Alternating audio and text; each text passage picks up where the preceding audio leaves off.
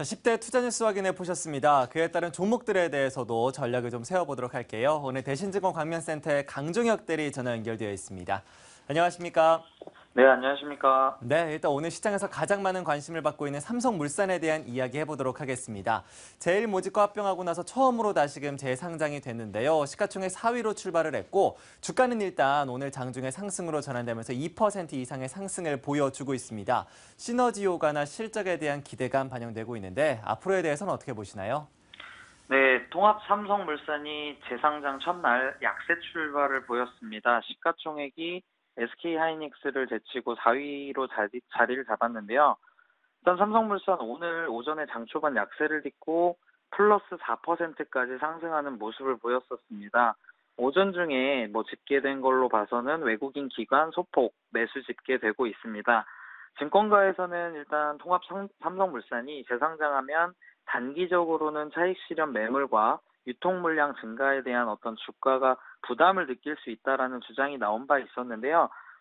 삼성물산은 일단 제일모직과 삼성물산이 합병해서 새로 탄생한 것으로 합병 신주 5,600만여 주가 추가 상장이 됐고 합병이 결정된 이후에 오는 2020년까지는 연평균 10.2% 성장, 그리고 연간 매출로는 60조 원을 달성하겠다라는 목표를 밝혔습니다. 삼성물산에 대한 투자는 장기적인 관점에서는 매수 의견을 드리고요. 혹은 또 단기 트레이딩까지는 가능할 것 같습니다만, 중기적인 투자라던가, 1년 이내의 단기 투자 정도는 조금 부정적인 의견인데요. 출범 이후에 사실 가장 큰 이슈는 시장에 대한 불안감이지, 금리 인상에 대한 우려감, 그런 것들이지, 크게 달라진 점이 없습니다. 단순히 회사가 합병해서 규모가 커졌고, 시너지를 기대할 만한 상황이긴 하지만, 투자해서 수익을 거두기에는 아직 보여줘야 될 것들이 많은 회사죠. 그래서 어느 정도 단기의 합병 이슈가 부각되면서 쏟아지는 매물과 어떤 기대감을 이용한 트레이딩 관점은 가능해 보이고요. 다만 장기 투자, 굉장히 2, 3년을 바라보는 장기 투자는 시장이 불안감을 어느 정도 해소한 시점 혹은 변동성 확대로 단기 급락이 나오는 시점까지 기다렸다가 장기적인 어떤 삼성그룹의 신성장 동력을 담당할 뉴 삼성물산의 투자는 조금 관망하시면서 시장 분위기가 좋아질 때 들어가시면 될 것 같고요. 매수 가격은 14만 원 이하 정도 들어가시면 괜찮을 것 같습니다.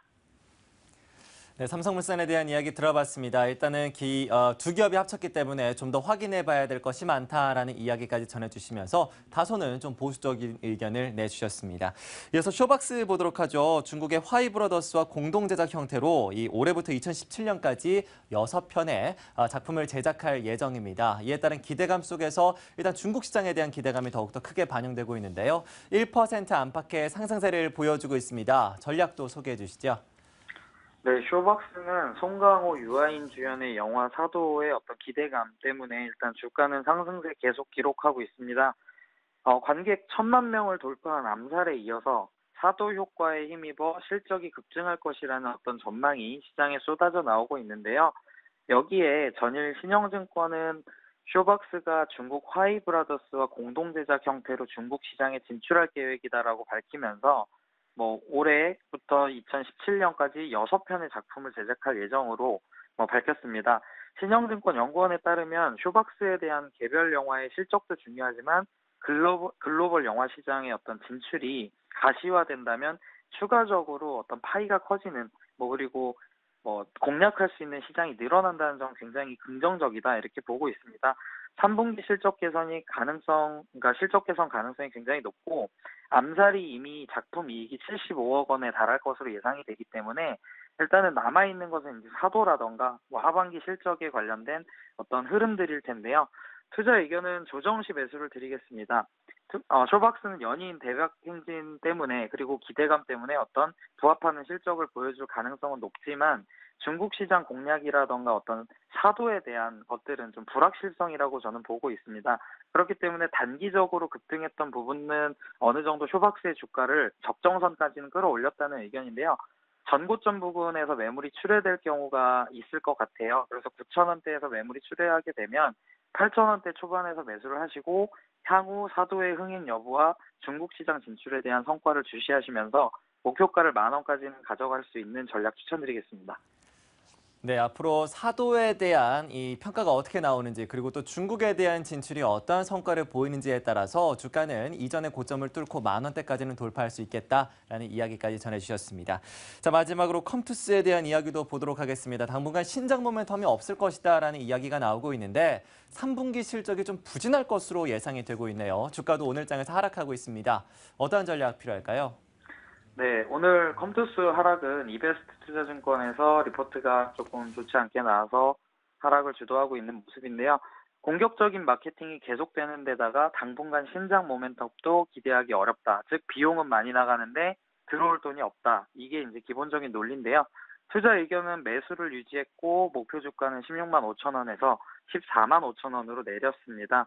이베스트 투자증권 연구원에 따르면 3분기 매출액 전망치를 1,092억 원으로 유지하지만 영업이익 전망치를 455억 원에서 409억 원까지 하향하겠다. 그리고 3분기 마케팅 비용이 줄어들 것으로 봤지만 서머너즈어에 대한 공격적인 마케팅이 계속될 것이다. 뭐 이런 얘기 있었습니다. 그리고 당분간 신작 모멘텀도 조금 없을 것 같은데요. 현재 투자 의견은 중립을 드리고 싶습니다. 현재 3분기 신작 모멘텀이 없는 상태고요. 4분기에도 특별히 기대할 만한 신작은 없는 상태입니다. 신작이 나오긴 나올 건데요. 뭐 원더 택티스라든가 글로벌 론칭할 거, 그리고 카스터 스피릿이 일본 론칭 뭐 이런 것들이 남아 있는데요. 뭐 서머너즈 워만큼의 대박을 기대하기 어렵다는 얘기입니다. 또한 유상증자를 통해서 대금을 마련한 것을 가지고 M&A나 뭐 그런 빅딜 같은 것을 형사시킨다면 상승 동력은 강해질 수 있겠지만 예측하기가 굉장히 어렵기 때문에 사실 그런 것들이 있는 사후에 대응하는 것이 훨씬 유효한 전략으로 봤을 때 단기적으로는 인기를 끌만한 신작이 나타나기 전까지 관망하는 전략이 효과적일 것으로 보입니다. 그래서 투자 의견은 중립을 드리도록 하겠습니다. 컴투스에 대해서는 아직까지 좀 더 지켜보자라는 이야기 전해주셨습니다. 뭐 신작이랄지 실적에 대한 모멘텀이 아직까지 부족한 상황인데요. 앞으로 컴투스가 이를 어떻게 헤쳐나갈지 여부가 주가의 동인이 될 것이다라는 이야기까지 정리해 주셨습니다. 이렇게 해서 10대 투자 뉴스에 대한 투자 전략 모두 다 확인해봤습니다. 대신증권 광명센터의 강종혁 대리와 함께했습니다. 오늘 말씀 고맙습니다. 네, 감사합니다. 네, 이렇게 해서 시장에서 주목받고 있는 이슈들 확인해봤고요. 그에 따른 특징주들에 대한 전략까지 세워봤습니다.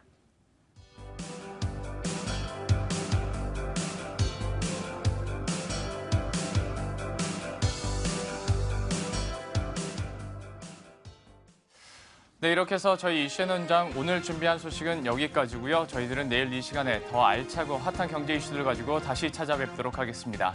시청해주신 여러분 고맙습니다.